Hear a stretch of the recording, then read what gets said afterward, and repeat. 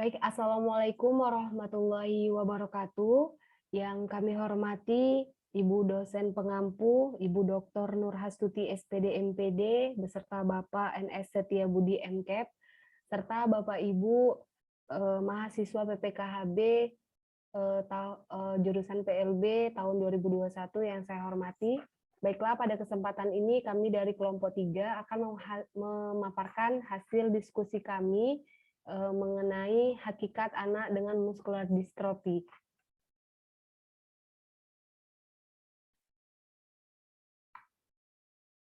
Baik, hakikat anak dengan muskular distrofi, makalah ini disusun oleh Hita Rodiawati dan rekan saya, Bapak Rahmat Doni. Yang pertama, adapun latar belakang dari makalah kami yaitu catatan sejarah mengenai munculnya muskular distrofi pertama kali muncul pada tahun 1830 ketika Sir Charles Bell menulis suatu esai mengenai suatu penyakit yang menyebabkan kelemahan penyakit pada anak-anak. 6 tahun kemudian ilmuwan lain melaporkan mengenai 2 bersaudara yang terkena kelemahan generalisata, kerusakan otot dan tergantinya jaringan otot yang rusak dengan jaringan lemak dan jaringan ikat. Nah, pada waktu itu gejala tersebut diduga berkaitan dengan tuberkulosis. Selanjutnya dalam dekade selanjutnya ahli penyakit saraf dari Prancis Guillaume Dansen memberikan laporan yang komprehensif mengenai 13 anak laki-laki dengan bentuk tersering dan terparah dari penyakit ini yang kemudian dinamakan sebagai muskular distrofi. Adapun rumusan masalah dalam makalah kami yaitu mengenai pengertian dari muskular distrofi, kemudian jenis-jenis muskular distrofi, dan karakteristik muskular distrofi, serta faktor penyebab dari muskular distrofi. Yang pertama, apa itu muskular distrofi? Bapak Ibu bisa melihat gambar pada PowerPoint kami. Ini merupakan gambar anak dengan muskular distrofi, di mana penyakit ini mengalami tahapan-tahapan penyerangan pada ototnya. Ini dari usia 2 tahun, 8 tahun, dan 15 tahun.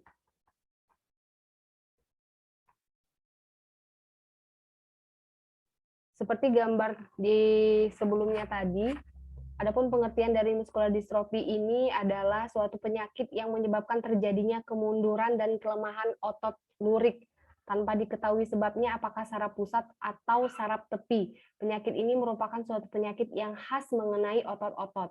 Kemudian muskular distrofi ini juga diartikan sebagai penyakit yang berlangsung lama yang sedikit demi sedikit memperlemah dan memperkurus otot-otot tubuh, seperti gambar yang kita saksikan pada awal tadi. Kemudian, adapun pengertian lain tentang muskular distrofi ini adalah kelainan genetik yang ditandai dengan degenerasi dan kelemahan otot-otot progresif. Ini adalah salah satu dari 9 jenis distrofi otot yang disebabkan oleh tidak adanya distrofin, suatu protein yang membantu menjaga sel otot tetap utuh. Distrofi otot ini adalah kelompok penyakit yang menyebabkan otot menjadi lemah, kehilangan massa, dan kehilangan fungsinya. Nah, kemudian kita lanjutkan kepada jenis-jenis dari muskular distrofi ini. Yang pertama yaitu jenis progresiva. Jenis muskular distrofi ini yaitu mengalami kelemahan otot yang cepat, dimulai dari kelemahan otot tungkai bawah, berlanjut mengenai bagian depan paha, panggul, bahu, dan siku lengan. Baru kemudian kelemahan tersebut menjalar ke bagian tangan, wajah, dan otot leher. Dan lama-kelamaan tubuh menjadi lemah yang mengakibatkan gerakan terlihat canggung, sulit, dan sering jatuh. Yang kedua, jenis facioscapulohumeral. Nah, perubahan yang terjadi pada jenis ini berbeda dengan progresiva. Pada jenis ini perubahannya perlahan-lahan. Nah, pertama-tama itu yang terkena otot mukanya. Jadi jenis facioscapulohumeral ini yang pertama kali kena yaitu otot muka, akibatnya memperlihatkan ekspresi wajah yang kaku. Kemudian jenis limb-girdle, muskular distrofi jenis ini mengalami kelemahan otot-otot panggul, otot-otot paha, otot-otot bahu, dan lengan atas. Diperkirakan penyandang penyakit muskular ini mampu hidup sampai 50 tahun. Beberapa gejalanya yaitu sulit berdiri, berjalan, kesulitan membawa barang berat, dan mudah jatuh, serta mudah tersandung. Kemudian yang terakhir itu ada jenis myotonik atropi. Muskular distrofi jenis ini mengalami kelemahan otot-otot lengan bagian atas, otot tungkai, otot leher, dan otot-otot atas leher. Jenis ini disebut juga dengan muskulatrofi atau Werning Hodgman.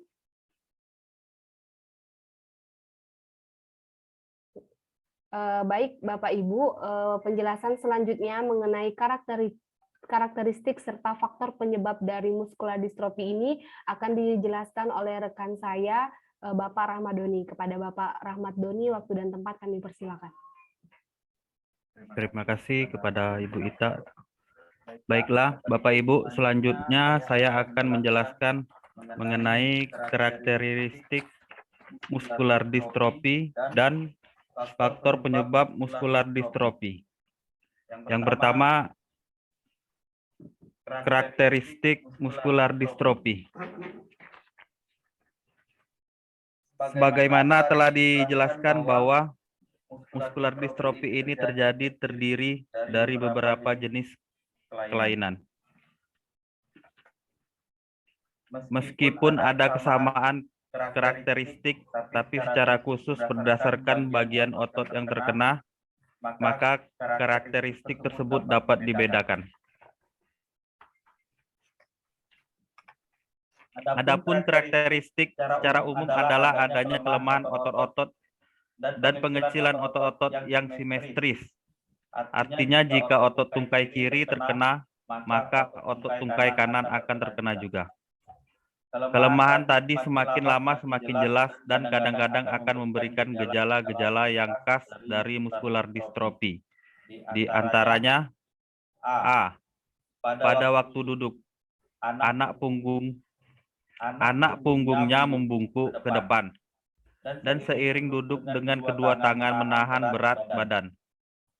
B. Jika anak tadi baru berdiri dari duduk, maka kadang-kadang ia mengangkat badannya dengan bantuan tangan. C. Bila ia hendak bangun dari posisi jongkok, ia harus mengangkat paha dengan bantuan tangan, dikenal dengan Gower maneuver. D.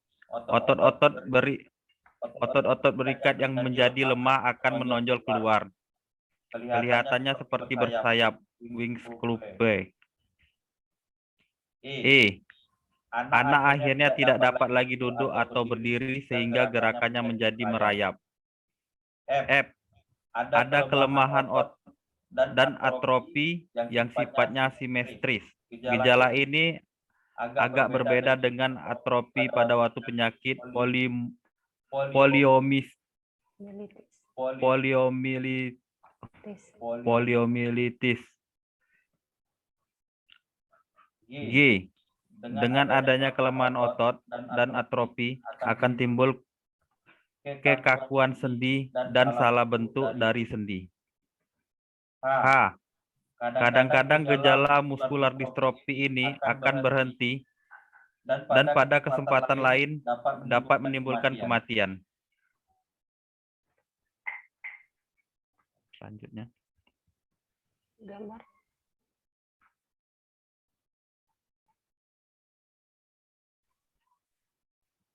Gambar. Oh ya.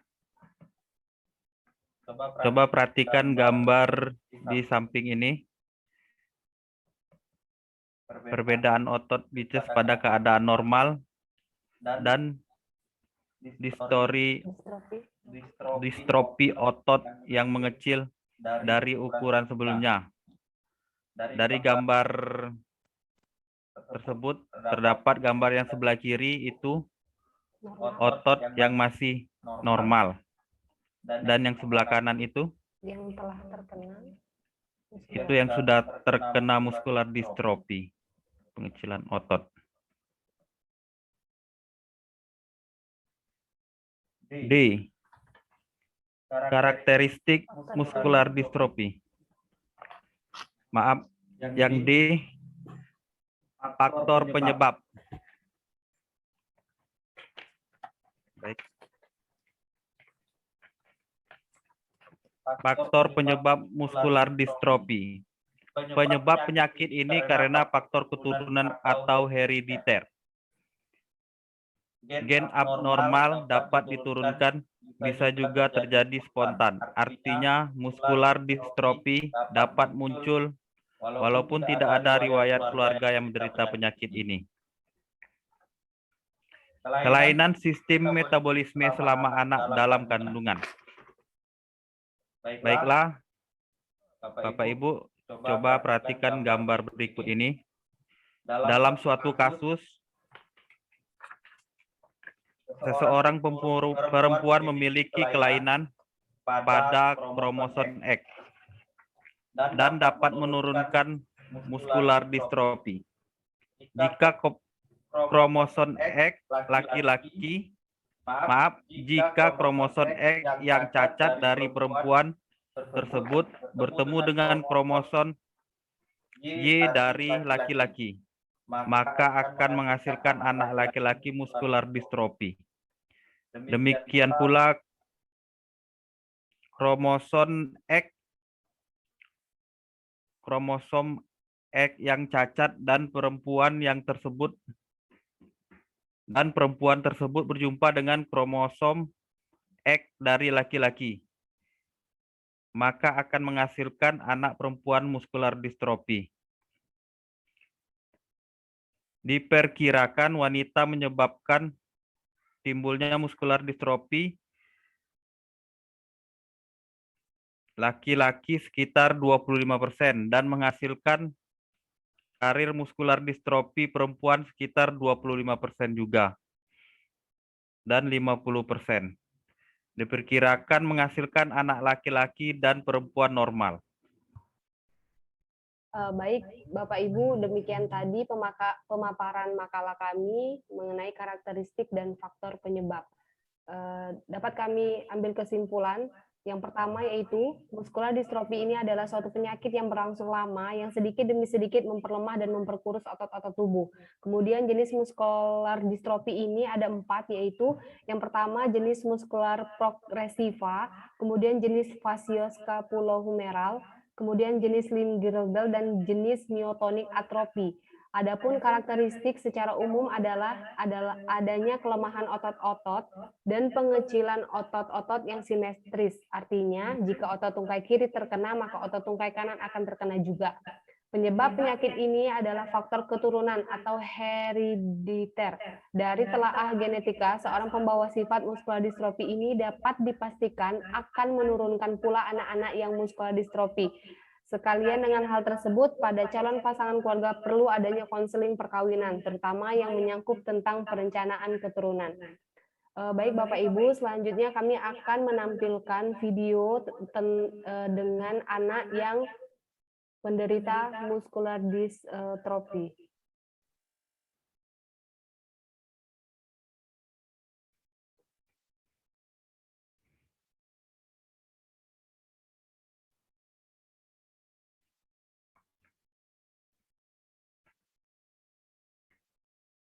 Muskular Om.